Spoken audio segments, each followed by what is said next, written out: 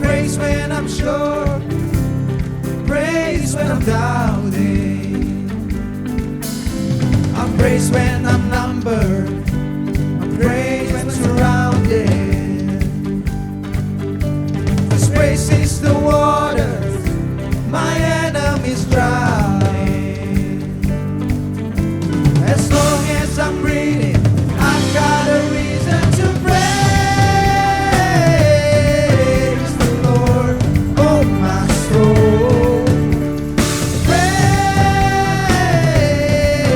the Lord, oh my soul. I praise when I'm feeling, I praise when I don't. I praise 'cause I know you're still in control. My praise is a weapon, it's more than a sound. My praise is the shout that brings Jericho down. As long as I'm breathing, I've got a reason to praise the Lord, oh my soul. Praise the Lord, oh my soul. I won't be quiet, my God is alive. How could I keep it inside? Praise the Lord, oh my soul.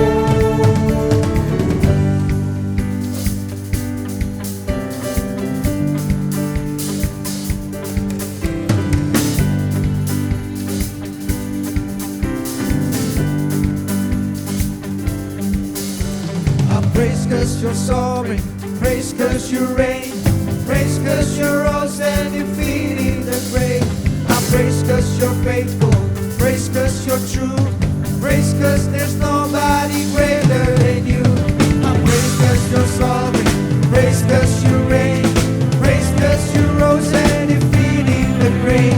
I praise 'cause you're faithful, praise 'cause you're true, praise 'cause there's nobody greater than you. Praise the Lord, oh my soul. Praise the Lord, oh my soul. Praise the Lord, oh my soul. Praise the Lord, oh my soul. I won't be quiet, my God is alive. How could I keep it inside? I won't be quiet, my God is alive. How could I keep it inside? I won't be quiet, my God is alive. How could I keep it inside? Praise the Lord, oh my soul.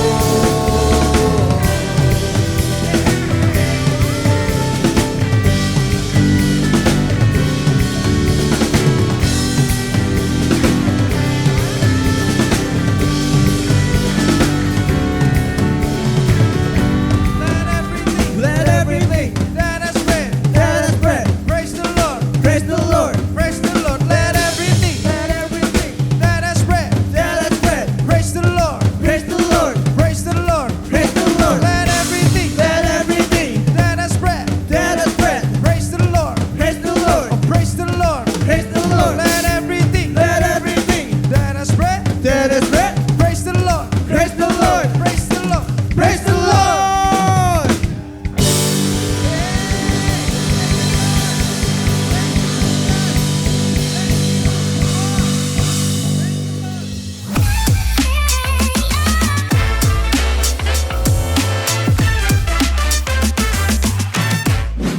Halo teman-teman Campus Connection. Tidak terasa, ini adalah minggu ketiga di bulan ke-1, bulan Januari di tahun 2025. Saya harap di tengah kondisi apapun, kita tetap dapat melakukan yang terbaik untuk Tuhan. Karena saya percaya, kalau Tuhan mengizinkan kita untuk menghadapi suatu tantangan atau masalah, Tuhan juga yang akan menyertai dan memampukan kita untuk melewatinya.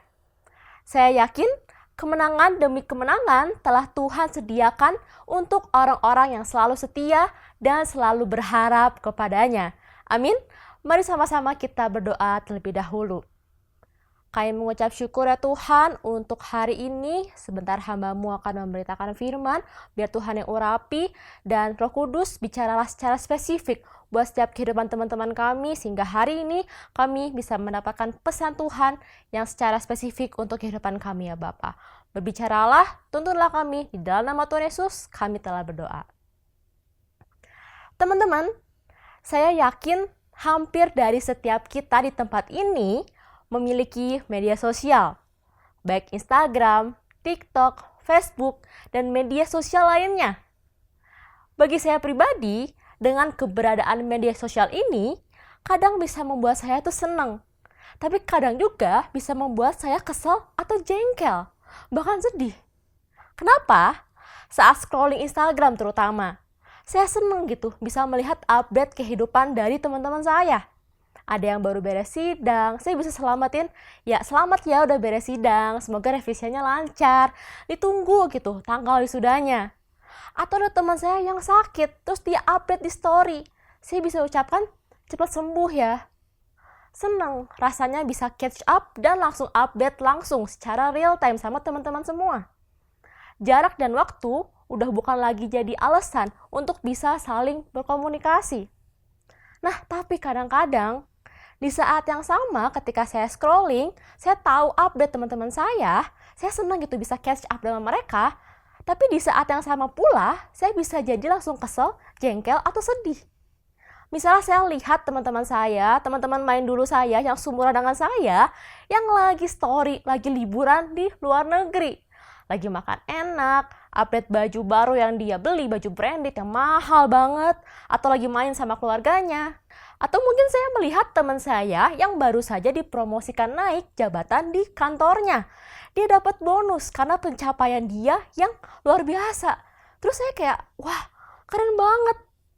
Kadang suka kebawa kesel dan sedih gitu liatnya kayak, mengecap dan menghela nafas sendiri. Bukan berarti saya nggak seneng ya melihat teman saya berhasil atau happy, nggak gitu. Tapi teman-teman, karena postingan itu kadang membuat saya tuh mulai membandingkan kondisi saya dengan dia. Wah, enak ya, dia lagi liburan ke Swiss.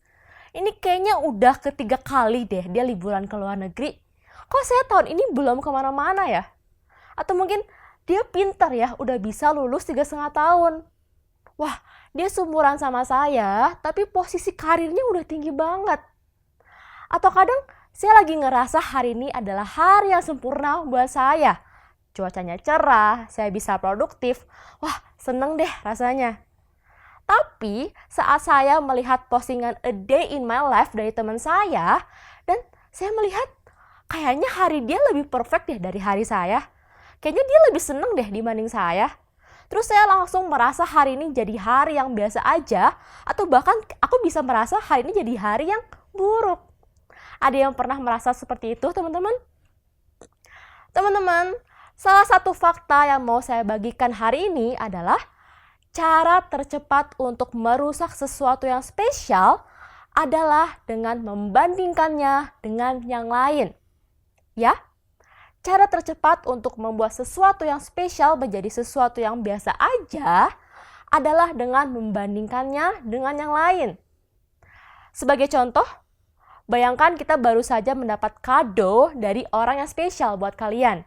Entah dari orang tua, teman baik, pacar, atau orang terdekat kalian. Katakanlah kita mendapat iPhone 16. Kita pasti senang banget karena dapat kado yang spesial dari orang yang spesial.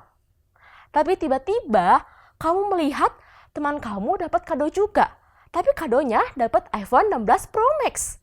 Beserta tambahan AirPods dan casing lucu warna-warni. Secara nggak langsung, seringkali kita pasti langsung membandingkan. Wah, dia dapat lebih bagus, lebih mahal ya, lebih komplit gitu dari yang saya punya. Ada casing warna-warni lucu lagi. Dan kenapa ya, kok saya cuma dapat iPhone 16 gitu, kayak jadi biasa aja.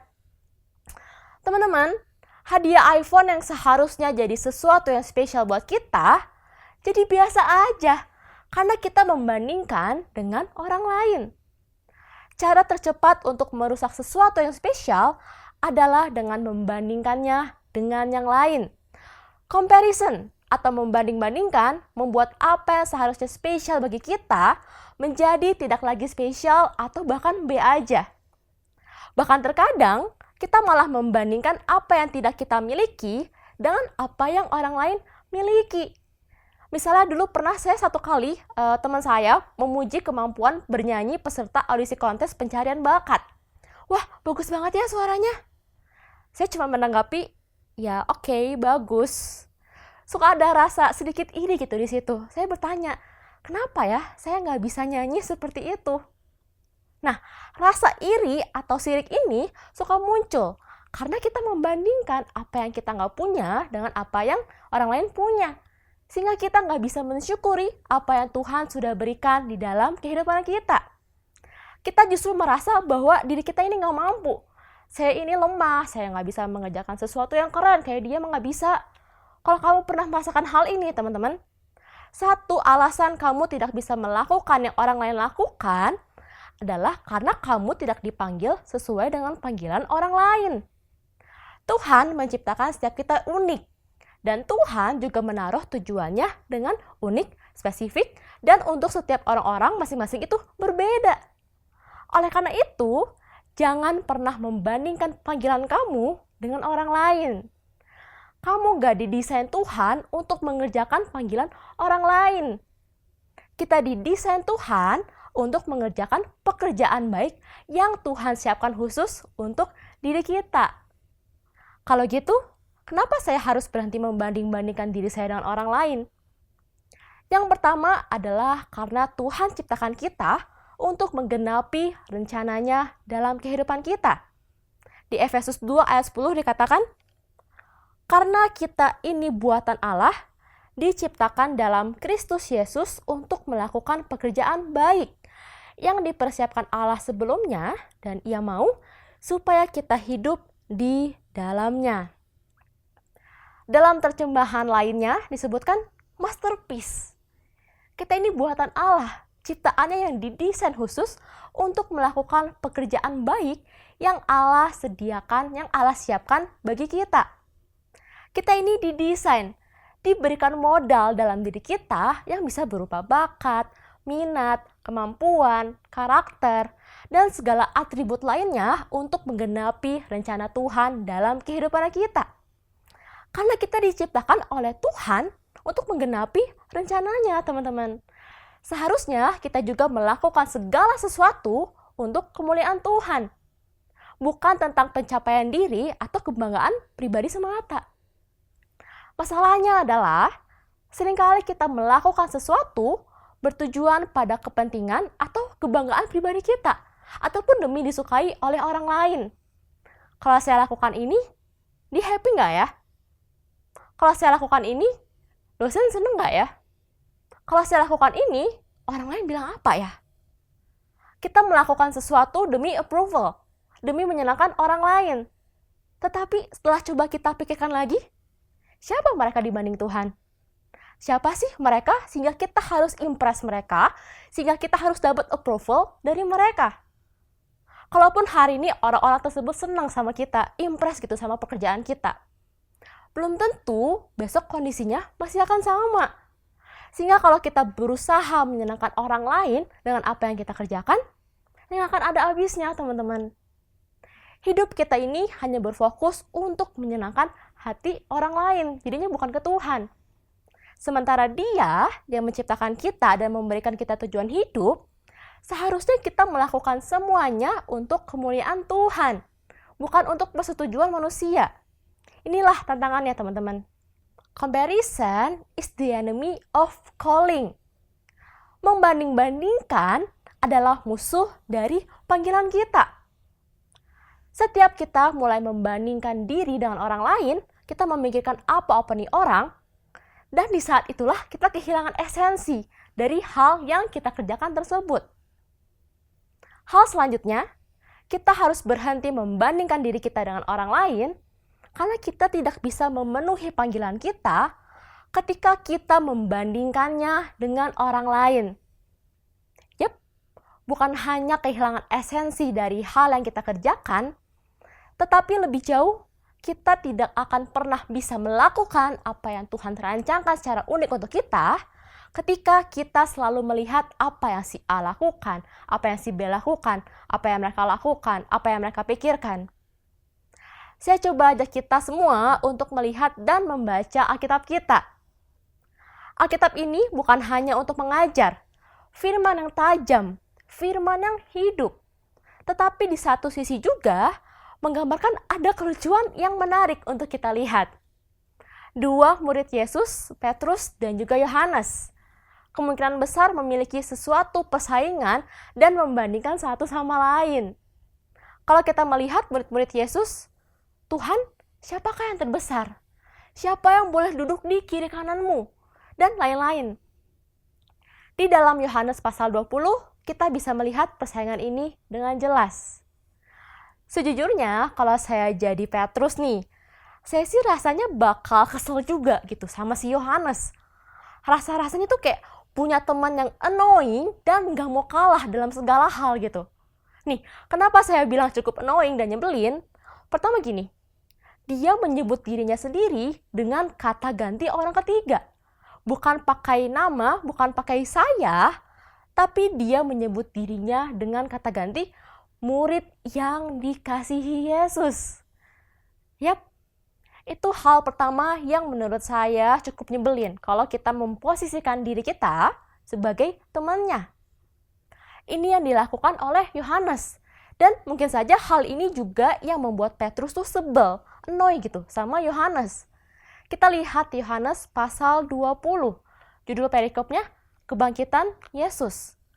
Hari itu konteksnya adalah hari Minggu pagi. Salah satu hari terpenting di dunia. Hari di mana Yesus bangkit dan mengalahkan maut. Kubur kosong, Yesus bangkit. Dan coba kita perhatikan berapa kali Yohanes menegaskan kalau dia lebih unggul dibanding Petrus. Ia berlari-lari mendapatkan Simon Petrus dan, perhatikan kalimatnya, murid yang lain yang dikasihi Yesus, yaitu menunjuk ke dirinya sendiri menggunakan kata ganti orang ketiga, dan berkata kepada mereka, Tuhan telah diambil orang dari kuburnya dan kami tidak tahu di mana ia diletakkan. Oke, sekarang kita coba hitung berapa kali ya. Maka berangkatlah Petrus dan murid yang lain itu ke kubur. Keduanya berlari bersama-sama, tetapi murid yang lain itu berlari lebih cepat daripada Petrus, sehingga lebih dahulu sampai di kubur. Satu kali, ia menjenguk ke dalam dan melihat kain kapan terletak di tanah. Akan tetapi, ia tidak masuk ke dalam. Maka datanglah Simon Petrus menyusul dia. 2 kali.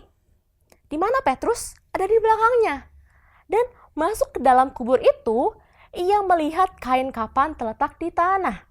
Sedang kain peluh yang tadinya ada di kepala Yesus tidak terletak dekat kain kapan itu, tetapi agak di samping di tempat yang lain dan sudah tergulung. Maka masuklah juga murid yang lain yang lebih dahulu sampai di kubur itu. 3. Dan ia melihatnya dan percaya. 3 kali Yohanes menegaskan dalam tulisannya bahwa dia lebih cepat daripada Petrus. Saya bayangin ya pada momen itu. Begitu Maria Magdalena datang bilang, kuburnya kosong. Petrus dan Yohanes langsung pandang-pandangan. Kita harus segera ke sana. Oke, yuk kita ke sana. Siapa yang bisa lebih cepat sampai? Membanding-bandingkan merusak kehidupan kita. Yohanes membandingkan dirinya dengan Petrus. Petrus pun demikian, membandingkan dirinya dengan Yohanes. Siapa yang lebih disayang Yesus? Siapa yang lebih besar? Siapa yang duduk di sisi Yesus? Siapa yang melakukan perkara yang lebih besar? Dan banyak pertanyaan perbandingan lainnya. Mungkin ini yang sedang terjadi dalam kehidupan kita saat ini, teman-teman. Kamu mungkin mahasiswa dan coba membandingkan dengan sahabat kamu sesama mahasiswa yang bisa dapat beasiswa prestasi. Iya, sama-sama sibuk, berteman, pergi bareng, belajar juga sering bareng. tapi dia bisa dapat beasiswa prestasi 100%. Sedangkan kamu cuma 50%. Atau mungkin kamu juga sedang melihat followers dia yang jauh lebih banyak. Wah, udah centang biru. Atau dia setiap posting video selalu FYP terus ya? Gue mah enggak. Dia influencer kelas nasional, gue mah baru followers belasan ribu, masih kelas lokal-lokal aja. Come on guys, comparison itu merusak kehidupan kita. Ingat tadi, di awal kita belajar, cara tercepat untuk merusak sesuatu yang spesial adalah dengan membandingkannya dengan yang lain. Kalau kamu bisa dapat beasiswa 50%, itu adalah suatu hal yang spesial teman-teman. Kalau kamu mulai menjadi influencer yang followersnya punya 10.000 followers, itu hal yang spesial teman-teman. Saya teringat satu bagian lirik yang dinyanyikan oleh Pharrell di Istana Negara. Ojo dibanding-banding keyo mesti kalah. Kalau kita terus bandingin sama orang lain, pasti ada aja kalahnya. Ya karena kita semua diciptakan dengan kelebihan dan kekurangannya masing-masing. Kembali ke Petrus dan Yohanes. Ternyata persaingan ini gak berhenti sampai di situ aja. Kita tahu betul Petrus sebelumnya pernah menyangkal Yesus 3 kali. Nah ini nih di bagian selanjutnya, setelah Yesus bangkit dan di satu momen Yesus tanya sama Petrus, apakah engkau mengasihi aku? Petrus jawab, iya. Terus lagi 2 kali dan 3 kali ditanya. Jawabannya, iya. Dan Tuhan tetap menjawab, gembalakanlah domba-dombaku. Dan kemudian Yesus memberikan perkataan tentang bagaimana masa depan Petrus. Ditutup dengan panggilan kalimat, ikutlah aku. Itulah panggilan untuk Petrus dari Yesus. Tetapi apa yang kemudian dilakukan oleh Petrus? Yohanes pasal 21 ayat 20-22. Ketika Petrus berpaling, ia melihat bahwa murid yang dikasihi Yesus sedang mengikuti mereka, yaitu murid yang pada waktu mereka sedang makan bersama duduk dekat Yesus dan yang berkata, Tuhan, siapakah dia yang akan menyerahkan engkau? Yohanes menulis ayat ini mereferensikan dirinya sendiri, menggunakan kata ganti orang ketiga seperti yang tadi di ayat-ayat sebelumnya. Ayat 21, ketika Petrus melihat murid itu, ia berkata kepada Yesus, Tuhan, apakah yang akan terjadi dengan dia ini? Come on, kamu baru aja nih dikasih panggilan, gembalakan domba-dombaku, ikutlah aku. Hal selanjutnya, malah langsung nengok ke sebelahnya dan bilang, kalau dia ngapain Tuhan?